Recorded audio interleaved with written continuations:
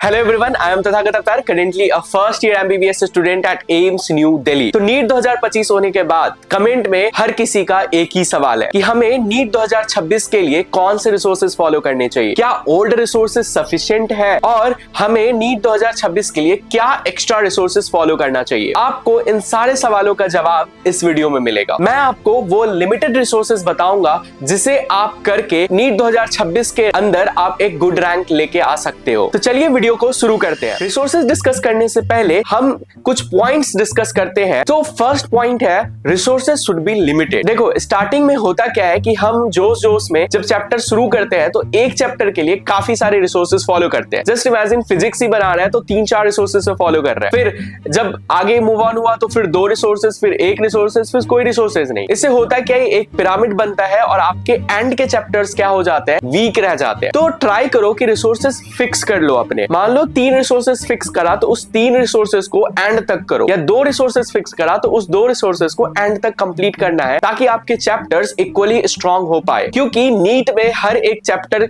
उतना ही इंपॉर्टेंट है। ऑलमोस्ट हर चैप्टर से क्वेश्चंस आ ही जाते हैं और आप प्रेडिक्ट भी नहीं कर सकते कि कौन से चैप्टर से क्या क्वेश्चन आएगा। और लिमिटेड रिसोर्सेज का एक और बेनिफिट है कि आप इससे रिवीजन जल्दी कर पाते हो, क्योंकि आप उसी के थ्रू गए होते तो आपको पता होता है यही रिवीजन करना होता है। नहीं तो एंड में क्या होता है, आप कंफ्यूज करते हो कि कौन से जगह से कहां से रिवीजन करें। तो इसीलिए रिसोर्सेज को लिमिटेड रखो और फिक्स कर लो अभी से एंड तक यही रिसोर्सेज फॉलो करना है। जो सेकंड पॉइंट है वो है कि एक रिसोर्सेज जब आपका कंप्लीट हो जाए तब नेक्स्ट रिसोर्सेज पे मूव ऑन करो। इससे होता है क्या है कि अगर आप एक रिसोर्सेज को पूरा कंप्लीट नहीं करा तो आपके बेसिक्स और आपके जो कंसेप्ट्स है वो स्ट्रांग नहीं हो पाते हैं और फिर आप उस रिसोर्स जो नेक्स्ट रिसोर्स फॉलो कर रहे हैं उसमें भी आप मैक्सिमम क्वेश्चंस नहीं कर पाते हो। इसीलिए अगर आपके एक रिसोर्सेज अच्छे रहेंगे तो आप जब नेक्स्ट रिसोर्सेज में मूव करोगे तो 70-80% आप क्वेश्चन इजीली कर ले जाओगे। इसीलिए आप मेक श्योर करो कि एक रिसोर्सेज को कंप्लीट करो फिर आप नेक्स्ट रिसोर्सेज पे जाओ। और साथ में सही रिसोर्सेज के साथ सही जगह पे पढ़ना भी जरूरी है। अगर आप कंफ्यूज हो कि कहां पे पढ़ाई करनी है, कहां से लेक्चर्स लेने हैं, तो पीडब्ल्यू लेके आया है आपके लिए ढेर सारे बैचेस। यकीन फॉर ड्रॉपर्स, लक्ष्य for 12th student, arjuna for 11th student. आप देख सकते हो यकीन के ये काफी सारे बैचेस हैं जो आपको 5000 से कम के प्राइस पे मिल रही है। इस बैचेस के साथ आपको मिलेंगी रिकॉर्डेड और लाइव लेक्चर, साथ में उसके आपको पीडीएफ नोट्स मिलेंगे, साथ में डीपीपीज, उसके सॉल्यूशन, साथ में हैंड रिटेन नोट्स मिलेंगे, 24/7 डॉट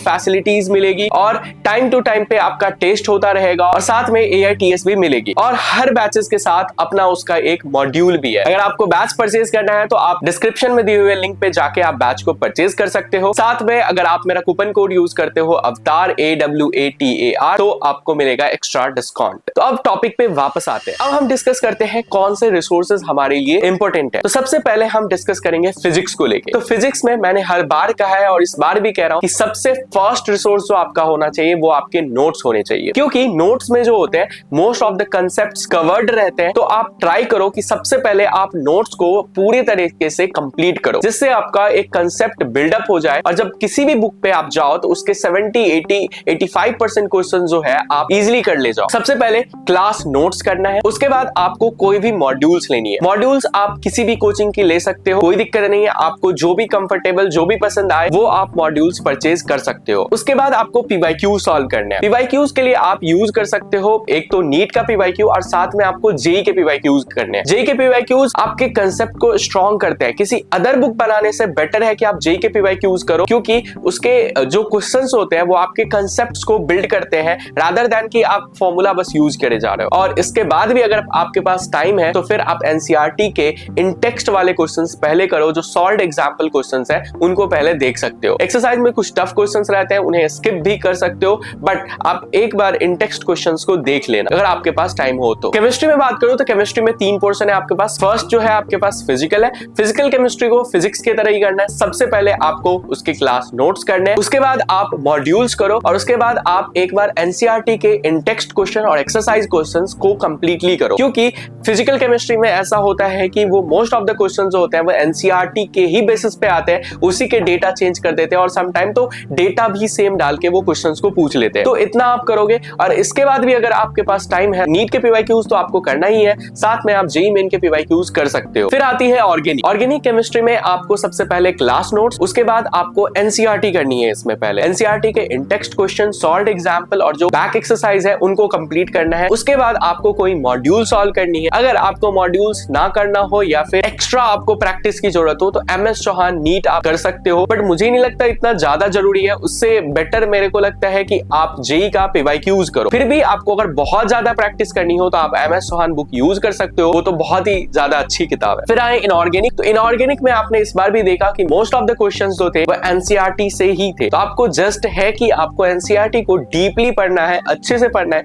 उसके हर एक चीज आपको क्लियर होना चाहिए, NCERT का हर एक लाइन आपको क्लियर होना चाहिए। तो सबसे पहले NCERT की अच्छे से रीडिंग करो, हर एक पॉइंट्स को समझो। उसके बाद आप कोई भी एक मॉड्यूल से उठा के उसके क्वेश्चंस कर सकते हो। और साथ में इनऑर्गेनिक में एक चीज है कि आप एग्जाम्पलर के क्वेश्चंस देख लेना, क्योंकि क्या होता है कि एग्जाम्पलर्स के क्वेश्चन डायरेक्ट रिपीट हो जाते हैं कभी कभार नीट के अंदर। देखो अब नेक्स्ट जो है वो बायोलॉजी की बात करते हैं। तो बायोलॉजी में आपको कंफ्यूजन हो रहा होगा कि यार इस बार क्वेश्चंस तो बाहर से आ गए थे 2-3 क्वेश्चन। तो देखो यार, क्वेश्चंस अभी भी बस 2-3 ही बाहर से आए थे। मोस्ट ऑफ द क्वेश्चंस जो थे NCERT से ही आए थे। और आपका सिलेक्शन वो 2-3 क्वेश्चंस नहीं रोक रही है। अगर आपने 88-87 क्वेश्चंस करे होते तब भी सिलेक्शन होता। मैं ये कहूंगा कि इस 2-3 क्वेश्चन के चक्कर में ऐसा ना हो कि NCERT को छोड़ के पूरी दुनिया भर का ज्ञान आप पढ़ रहे हो। इससे बेटर कि NCERT को डीपली पढ़ो, कंसेप्चुअली पढ़ो, जिससे जो क्वेश्चंस आ रहे हैं कंसेप्चुअली आ रहे हैं, थोड़े से घुमा के क्वेश्चंस आ रहे हैं, उसको आप कर पाओ। और उन एक्स्ट्रा क्वेश्चंस के लिए अगर आपको जो टीचर्स एक्स्ट्रा पढ़ाते हैं उसको फॉलो कर सकते हो, या फिर मॉड्यूल्स में जो एक्सरसाइज में एक्स्ट्रा क्वेश्चंस दे रखी है वो आप कर सकते हो। बट मेक श्योर करना कि NCERT को इतना डीपली पढ़ना कि NCERT से जो क्वेश्चंस आए वो नहीं छूटने चाहिए। और साथ में अगर क्वेश्चन प्रैक्टिस करना है तो क्वेश्चन प्रैक्टिस करने के लिए मैंने यूज करा था NCERT फिंगरटिप। तो आप भी NCERT फिंगरटिप्स यूज कर सकते हो। वाकई एक अच्छी किताब है, उसमें एजर्सन रीजन भी क्वेश्चंस मिल जाते हैं जो काफी ही अच्छे रहते हैं। तो आप उस बुक को कर सकते हो। अगर इतना आप करते हो तो ये काफी मोर देन सफिशिएंट है एक अच्छी रैंक लाने के लिए। आप ये सोच रहे होंगे कि इस बार ऐसा करना पड़ रहा है कि जेई का PYQ करना पड़ रहा है,